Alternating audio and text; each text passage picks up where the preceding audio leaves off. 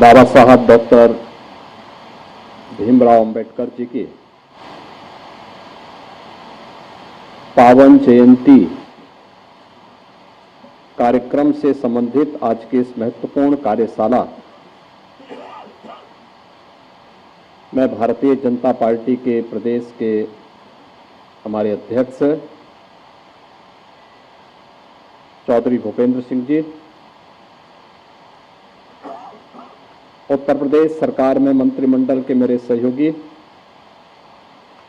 उप मुख्यमंत्री श्री ब्रजेश पाठक जी, समाज कल्याण विभाग के मंत्री श्री असीम अरुण जी, अनुसूचित जाति आयोग के राष्ट्रीय अध्यक्ष माननीय श्री लाल सिंह आर्य जी, भारतीय जनता पार्टी के प्रदेश के संगठन महामंत्री माननीय श्री धर्मपाल जी, भारतीय जनता पार्टी के पूर्व प्रदेश अध्यक्ष डॉक्टर रमापति राम त्रिपाठी जी,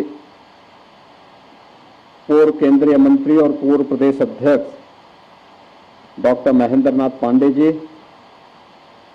प्रदेश अध्यक्ष अनुसूचित जाति मोर्चा श्री रामचंद्र कनौजिया जी, राष्ट्रीय उपाध्यक्ष युवा मोर्चा श्री विनोद प्रकाश जी, इस कार्यक्रम के जो संयोजक हैं प्रदेश महामंत्री श्री राम प्रताप सिंह जी, भारतीय जनता पार्टी प्रदेश की इस विशेष कार्यशाला में उपस्थित प्रदेश सरकार में मंत्रिमंडल के मेरे सहयोगीगण, माननीय सांसदगण, विधायकगण, जिलाध्यक्षगण और विभिन्न मोर्चा प्रकोष्ठों से जुड़े हुए पदाधिकारी और उपस्थित बहनों और भाइयों, मैं आप सबका इस कार्यशाला में हृदय से स्वागत करता हूं, अभिनंदन करता हूं। बाबा साहब की जयंती की एक दिन पहले आयोजित कार्यशाला अगले 12 दिन की 10-11 दिन की कार्य योजना को लेकर के भारतीय जनता पार्टी पूरे देश के अंदर एक विस्तृत कार्य योजना को लेकर के चल रही है। कार्यक्रम का उद्देश्य बहुत स्पष्ट है। पिछले 10 वर्ष में प्रधानमंत्री मोदी जी के नेतृत्व में भारतीय जनता पार्टी की केंद्र सरकार ने और विभिन्न राज्यों की भारतीय जनता पार्टी की सरकारों ने दलितों के लिए, वंचितों के लिए, पिछड़ों के लिए, महिलाओं के लिए कौन से कार्य किए हैं और उनकी उपलब्धि और रिजल्ट क्या है, और कौन से ऐसे कारक थे जो बाबा साहब भीमराव अंबेडकर के उस सपने को साकार करने में बाधक थे। क्योंकि जब हम सही तथ्य जनता जनार्दन के सामने रखेंगे ही नहीं तो स्वाभाविक रूप से जो लोग अब तक गुमराह करके अपनी राजनीतिक उल्लू सीधा करते रहे हैं, वे लोग इसी प्रकार से गुमराह करके देश के अंदर अव्यवस्था पैदा करके उन दलितों का, वंचितों का शोषण करते रहेंगे और राजनीतिक सीढ़ियों पर चढ़ करके सत्ता की ऊंची दुकानों के पकवानों का स्वाद लेकर के दलितों को, गरीबों को, वंचितों को उनके अधिकारों से ऐसे ही वंचित करते रहेंगे। और इसलिए एक विस्तृत कार्य योजना के साथ भारतीय जनता पार्टी प्रदेश की कार्यशाला आज यहां पे आयोजित हो रही है। यद्यपि ये कार्यशाला 3 दिन पहले होनी थी, लेकिन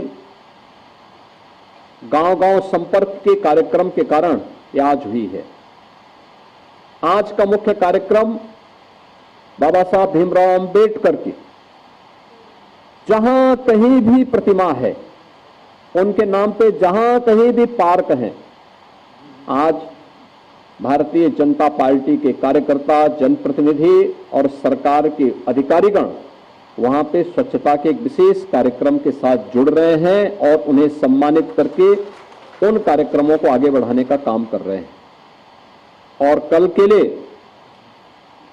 जैसे 2020 में केंद्र सरकार ने राजकीय अवकाश घोषित करते हुए प्रत्येक केंद्रीय कार्यालयों में यह व्यवस्था सुनिश्चित की थी कि बाबा साहब भीमराव अंबेडकर से जुड़े हुए उन मूल्यों पर, उन आदर्शों पर न केवल चर्चा की जाए बल्कि बाबा साहब भीमराव अंबेडकर के प्रति अपनी श्रद्धांजलि को व्यक्त करने के विशेष आयोजन भी किए जाए।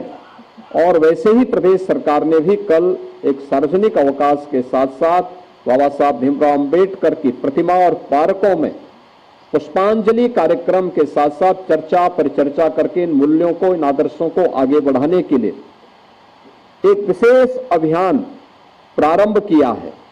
और उसी तर्ज पर आज इस कार्यशाला के साथ हम सब जुड़ने का कार्य कर रहे हैं। इसमें कोई संदेह नहीं कि पिछले 10 वर्ष में प्रधानमंत्री मोदी जी के नेतृत्व में बिना भेदभाव के शासन की योजना का लाभ हर वंचित को, हर दलित को, हर गरीब को, हर महिला को, हर अन्नदाता किसान को पहुंचाने का काम यह भारतीय जनता पार्टी की सरकारों ने किया है। लेकिन हमारी समस्या क्या है कि हम उस बात को बार बार दोहरा नहीं पाते। जिन लोगों को सुविधा मिली है उन लोगों तक हम इस बात को पहुंचाने के लिए कुछ देर प्रयास करते हैं, फिर वह प्रयास कहीं ना कहीं रुकता है। लेकिन यह एक विशेष अभियान जब हम इन कार्यक्रमों के साथ जुड़ेंगे, और 10 दिन का ये बड़ा अभियान, क्योंकि जब भी आप कोई बड़ा कार्य करते हैं, किसी बड़े अभियान को अपने हाथ में लेते हैं या कहीं भी कोई ऐसी घटना होती है जो किसी दलित को, किसी गरीब को, किसी वंचित को उसके अधिकार से रोकने का कुत्सित प्रयास होता है, तो विपक्ष कोई ना कोई प्रोपेगेंडा अपनाने का काम करता है। आप सब जानते हैं बांग्लादेश की घटना आपके सामने है, और बांग्लादेश की घटना को लेकर के मुझे लगता है 3 वर्ष पहले हमारे राज्यसभा के सांसद और SC/ST आयोग के पूर्व अध्यक्ष, उत्तर प्रदेश के पूर्व DGP श्री ब्रजलाल जी ने एक पुस्तक लिखी थी, और पुस्तक उन्होंने बाबा साहब भीमराव अंबेडकर और उस समय आजादी के समय के उन 2 दलित महायोद्धाओं की चर्चा करते हुए उसके तुलनात्मक अध्ययन पर आधारित थी। एक तरफ बाबा साहब भीमराव अंबेडकर जिन्होंने कहा था कि मैं आदि भी और अंत भी मेरा एक भारतीय के रूप में रहेगा और भारतीय के रूप में ही मैं अपनी पहचान को बनाए रखना चाहता हूं, और दूसरी तरफ जोगेंद्र नाथ मंडल थे जिन्होंने पाकिस्तान का समर्थन कर दिया, लेकिन 1 वर्ष भी पाकिस्तान में नहीं रह पाए थे। बहनों और भाइयों, जोगेंद्र नाथ मंडल के कृत्यों की सजा आज भी बांग्लादेश के अंदर वहां का हिंदू प्राप्त कर रहा है। आप सब जानते हैं बांग्लादेश में जो भी हिंदू है, जो प्रताड़ित हो रहा है, जो पीड़ित है, ये सभी दलित हिंदू हैं, और दलित हिंदू वहां पर किस कदर उनके साथ अत्याचार हो रहे हैं आपने देखा होगा। न कांग्रेस ने, न समाजवादी पार्टी ने, न ममता बनर्जी ने, किसी ने भी उनके पक्ष में आवाज नहीं उठाई। उठाई तो केवल भारतीय जनता पार्टी ने उठाई।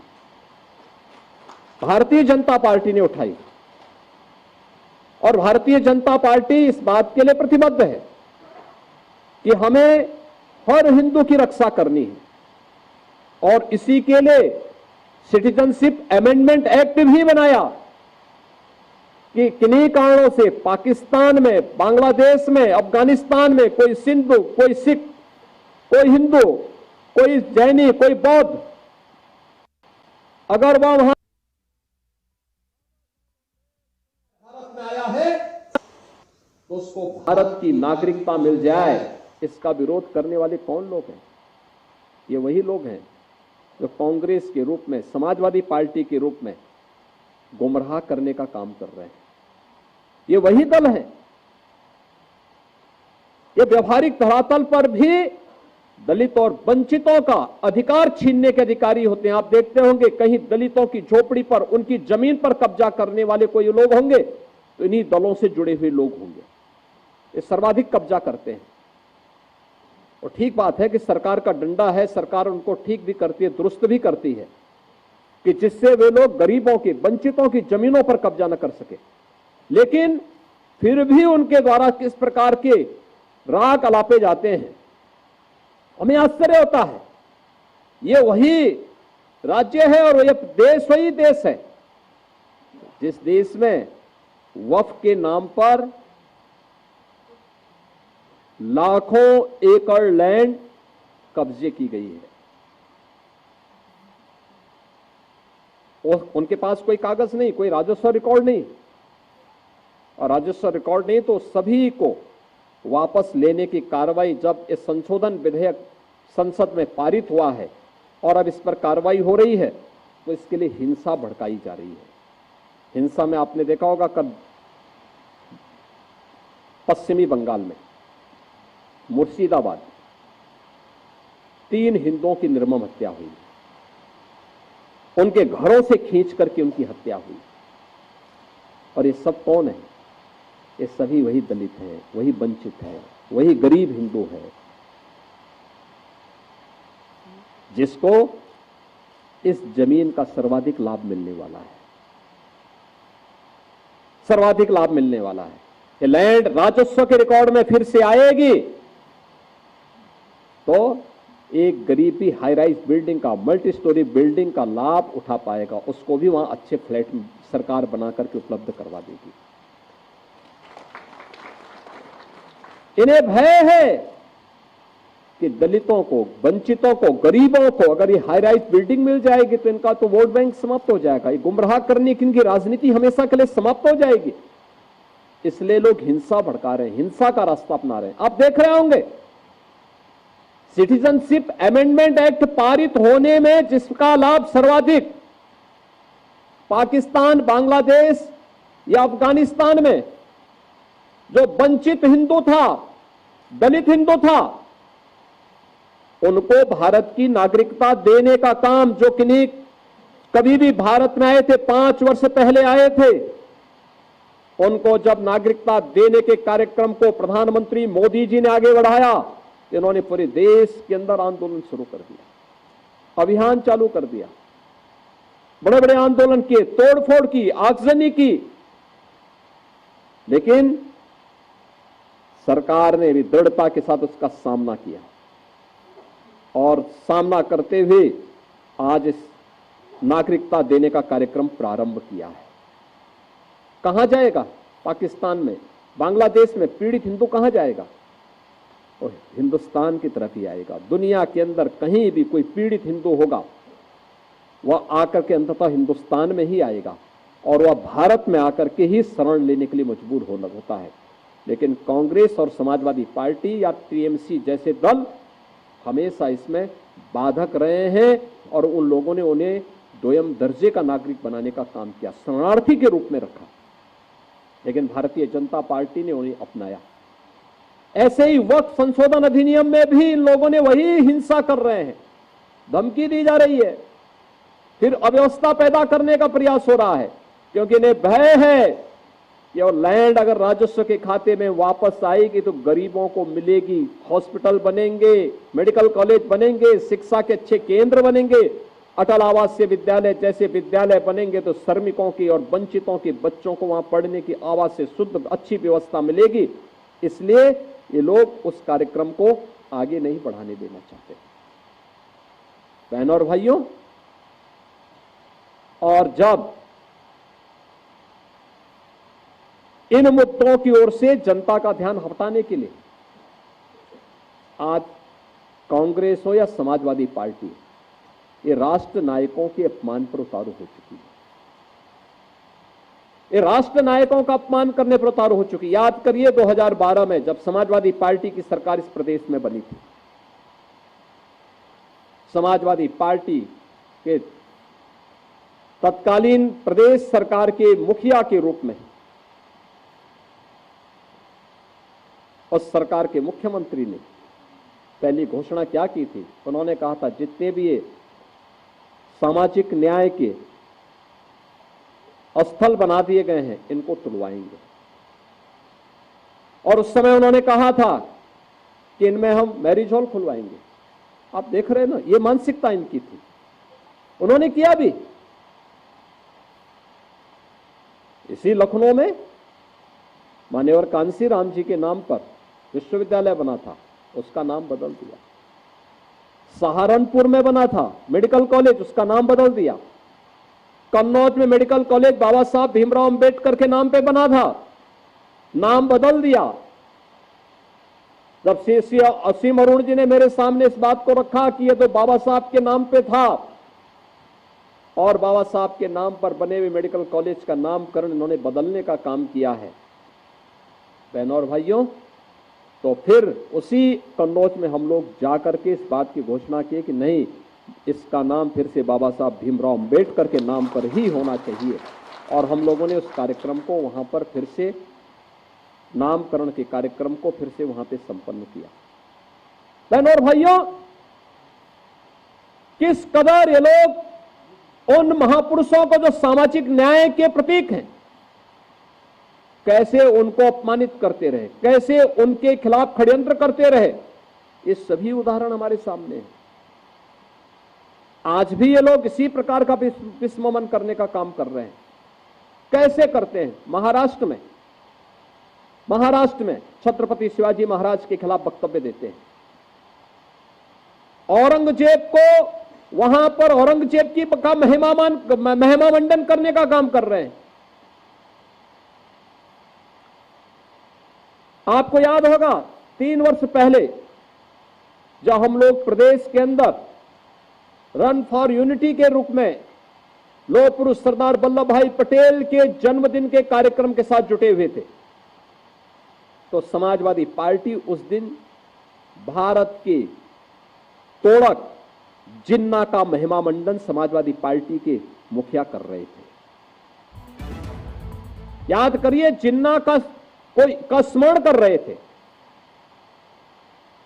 और जब भारत के अंदर भारत के किसी महापुरुष को सम्मान देने की बात आती है तो ये लोग कोई ना कोई ऐसा प्रोपोगंडा अपनाएंगे जिससे समाज को आपस में बांटने का काम किया जा सके।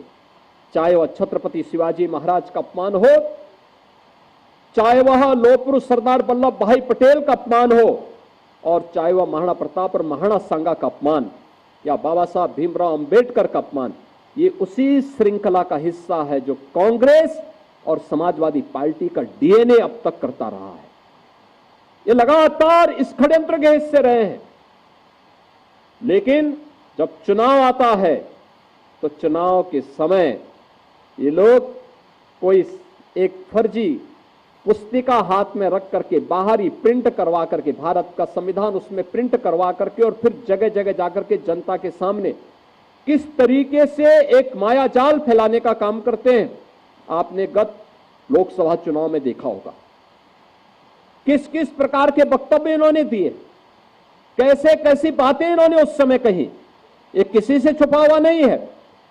और इसीलिए आज फिर मैं आपसे कहने के लिए आया, ये जो 10 दिवसीय विशेष अभियान चलेगा, ये उसी अवेयरनेस का हिस्सा है, जिस कार्यक्रम को आज पूरे देश के अंदर कौन सी योजनाएं हैं, कौन सी योजनाएं दी गई हैं, कौन लोग थे जो बाबा साहब भीमराव अंबेडकर का अपमान करने वाले थे।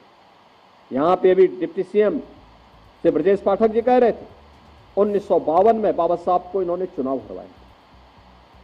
बाबा साहब की जो संसदीय सीट थी उसके एक बड़े भाग को, जहां से वे चुनाव जीत सकते थे, हिंदू बाहुल्य क्षेत्र था, उसको काट करके पाकिस्तान की तरफ भेजने का, पाकिस्तान को दे दिया गया। इन्होंने यह भी साजिश कही कि बाद में बाबा साहब को 1952 का पहला चुनाव, आम चुनाव जब हुआ था, उसमें भी इन्होंने हराने का काम किया था। 78,000 से अधिक वोट गिनती से बाहर कर दिए गए थे, जिससे बाबा साहब चुनाव पराजित हुए।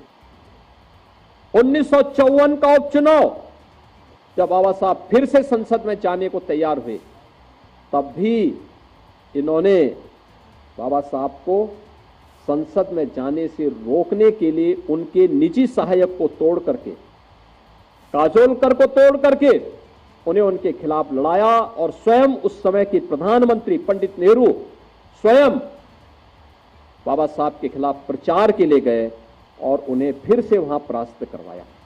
अंततः बाबा साहब के लिए पुणे की सीट हिंदू महासभा के एक सदस्य ने छोड़ी और फिर बाबा साहब फिर संसद में जा पाए।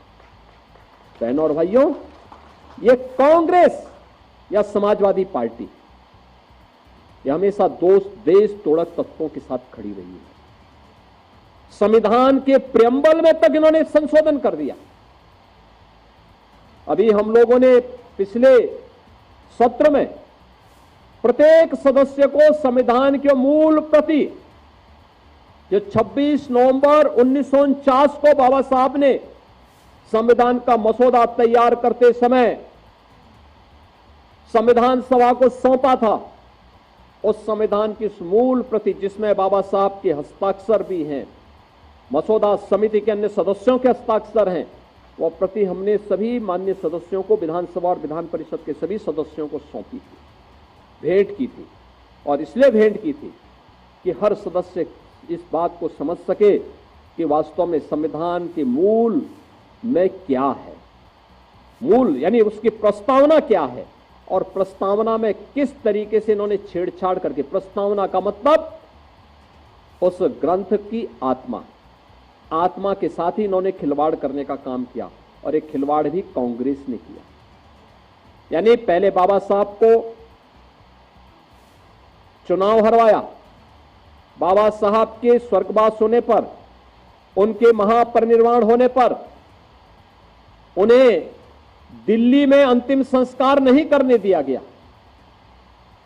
उनका स्मारक कांग्रेस ने नहीं बनने दिया और बाद में 1976 में देश के संविधान में ही, उसकी प्रस्तावना में ही संशोधन करके ऐसे शब्द डाल दिए गए जिनके खिलाफ स्वयं बाबा साहब ने स्वयं भी तर्क दिए थे। बहनों और भाइयों, सही मायने में अगर आप देखेंगे तो बाबा साहब भीमराव अंबेडकर का वास्तविक सम्मान, उनके मूल्यों, उनके आदर्शों को सही प्रकार से सम्मानित करने का काम अगर किसी ने किया तो प्रधानमंत्री मोदी जी ने किया। बाबा साहब के पंच तीर्थ, उनकी जन्मभूमि मऊ मध्य प्रदेश, दिल्ली में रह करके जहां उन्होंने अपने सार्वजनिक जीवन के कामकाज को निपटाया और उनका महापरिनिर्वाण हुआ, वहां पर डॉक्टर अंबेडकर इंटरनेशनल सेंटर की स्थापना करने का काम, जहां उन्होंने उच्च शिक्षा अर्जित की थी इंग्लैंड के उस भवन को लेकर के फिर वहां पे बाबा साहब का स्मारक और भारत से जाने वाले अनुसूचित जाति के युवकों के लिए विशेष स्कॉलरशिप देकर के उच्च शिक्षा अध्ययन के लिए विशेष व्यवस्था देना, बाबा साहब की दीक्षा भूमि नागपुर या फिर चैत्य भूमि मुंबई, इन 5 स्थानों को पंच तीर्थ के रूप में विकसित करने का काम अगर किसी ने किया है तो भारतीय जनता पार्टी ने किया है। बाबा साहब भीमराव के सपने को साकार करने का काम किसी ने किया तो प्रधानमंत्री मोदी जी ने किया। बहनों और भाइयों, यही नहीं, उत्तर प्रदेश में प्रधानमंत्री मोदी जी की प्रेरणा से हम लोग लखनऊ में भी बाबा साहब भीमराव अंबेडकर का एक इंटरनेशनल सेंटर और सांस्कृतिक केंद्र की स्थापना, उनका स्मारक और उनका एक सांस्कृतिक केंद्र भी स्थापित कर रहे हैं, जहां पर बाबा साहब भीमराव अंबेडकर के दर्शन पर शोध हो सके, लोग कार्य कर सके। कौन ऐसा महामानव था जिसने अपमान सह करके भी भारत और भारतीयता के लिए पूरा जीवन लगाया? वो कौन महामानव था जिसने देश की बदहाली के खिलाफ आवाज उठाई थी, गरीबों और वंचितों को उनका अधिकार देने का काम किया था? कौन वह महामानव था जिसने तंगहाली में, गरीबी में जीवन यापन करते हुए भी दुनिया की उच्चतम डिग्री, शिक्षा की उच्चतम डिग्री लेकर के भारत को आगे बढ़ने का काम किया था? याद करिए, पंडित जवाहरलाल नेहरू की कैबिनेट में वे उस समय के पूरी संविधान सभा की पूरी उनकी जो व्यवस्था थी और उसके उपरांत जो कैबिनेट बना देश की आजादी के तत्काल बाद, उसमें वे पहले ऐसे सदस्य थे जिन्होंने इकोनॉमिक्स की उच्चतम डिग्री ली थी और उसमें शोध भी किया था। और कैबिनेट की उस समिति में चाहे वह विदेश नीति पर, चाहे वह आर्थिक नीति पर या वित्त संबंधी अन्य महत्वपूर्ण मुद्दों पर चर्चा करने के लिए, उसमें किसी में भी कांग्रेस ने बाबा साहब भीमराव अंबेडकर को स्थान नहीं दिया था। ये कांग्रेस की वे चालें हैं जो वह लगातार करती रही है और आज भी वह उस साजिश का शिकार पूरे देश को बना रही है। तो वही कांग्रेस हो या समाजवादी पार्टी, टीएमसी हो या वामपंथी दल, ये लगातार बाबा साहब भीमराव अंबेडकर के खिलाफ, सामाजिक न्याय के पुरोधाओं के खिलाफ षड्यंत्र रचते रहे। और इन सभी को यह समय है जब बाबा साहब भीमराव अंबेडकर की पावन जयंती के अवसर पर इन मुद्दों को लेकर के हम हर दलित बस्ती में, वंचित बस्ती में जाएं और वहां पर वास्तविक रूप से सभी तथ्य रखें। लोगों को ये भी बताएं कि आखिर आजादी के 70 वर्षों में आपके घर क्यों नहीं बन पाए थे, आपको जमीन का पट्टा क्यों नहीं हो पाया था, आपको पेंशन की सुविधा से और छात्रवृत्ति की सुविधा से क्यों वंचित किया गया था, आपको स्वास्थ्य सुविधा के लिए आयुष्मान भारत का कार्ड क्यों नहीं मिल पाया था, आपको राशन कार्ड की सुविधा से वंचित किसने रखा था, आप लोगों को वैवाहिक व्यवस्था के साथ जुड़ते हुए मुफ्त की सुविधा देने का जो आपका अधिकार था उससे किसने वंचित रखा था, आपको नौकरियों से किसने वंचित रखा था। और आप तो यह व्यवस्था बढ़ करके नारी वंदन अधिनियम तक पहुंच करके समाज की उन सभी वंचितों को जो अब तक इन सुविधाओं से वंचित थे, देश की संसद और विधानसभा में जाने तक का भी मार्ग प्रधानमंत्री मोदी जी ने प्रशस्त किया है। इन 10 दिवसीय कार्यक्रमों के लिए अभी से कार्यक्रम आगे बढ़े। और मेरा विनम्र आग्रह होगा, यहां पे हमारे अनुसूचित जाति के राष्ट्रीय अध्यक्ष से लाल सिंह आर्य जी भी आए हैं। यहां पर संगठन ने पूरे दिन भर की कार्यशाला रखी, लेकिन कार्यशाला ससमय संपन्न होकर के आप सभी अपने अपने जनपदों में जाकर के उन कार्यक्रमों का हिस्सा जरूर बने जो बाबा साहब भीमराव अंबेडकर की जयंती के अवसर पर कल आयोजित होने वाले हैं। और उन कार्यक्रमों के माध्यम से कल पुष्पांजलि के कार्यक्रम हो, वहां पे भाषण होने चाहिए, इन मुद्दों पे चर्चा होनी चाहिए। और फिर परसों से जनसंपर्क के कार्यक्रम जब भी पार्टी ने 15 से 25 के बीच में जो तैयार किए हैं, इन कार्यक्रमों के साथ हमें बृहद स्तर पर जुड़ करके व्यापक जनसंपर्क के इस कार्यक्रम के साथ जुड़ करके, क्योंकि बहुत बार होता क्या है, जानकारी के अभाव में भी गुमराह लोग हो जाते हैं। जानकारी के अभाव में वंचितों को, गरीबों को उनकी योजनाओं का वास्तविक लाभ नहीं मिल पाता है। जब हम उन्हें बताएंगे कि आपके लिए ये सरकार की योजनाएं हैं, ये योजनाएं थी, इनका लाभ आप ऐसे ले सकते हैं, तो मुझे लगता है उसका बड़ा लाभ होगा। और मैं चाहूंगा कि हमें बाबा साहब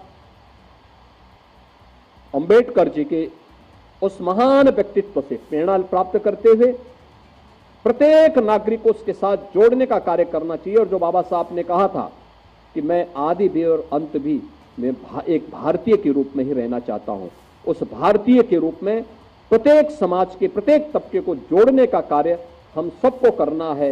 इस विश्वास के साथ इस पूरी कार्यशाला के लिए मैं आप सबको अपनी शुभकामनाएं देता हूं। और मैं चाहूंगा कि हमें जो ब्रिजलाल जी ने पुस्तक लिखी है, बाबा साहब भीमराव अंबेडकर बनाम जोगेंद्रनाथ मंडल, उस पुस्तक को जरूर देखना चाहिए। ये स्वतंत्र भारत का वह दिग्दर्शन कराती है जो हर भारतीय की आंखों को खोलने वाला है और बांग्लादेश और पाकिस्तान की वास्तविक सच्चाई को भी सामने रखने वाला है। जरूर हम इसको एक बार देखें। इस विश्वास के साथ मैं आज के इस अवसर पर इस पूरी कार्यशाला के प्रति अपनी शुभकामनाएं देता हूं। धन्यवाद। जय हिंद।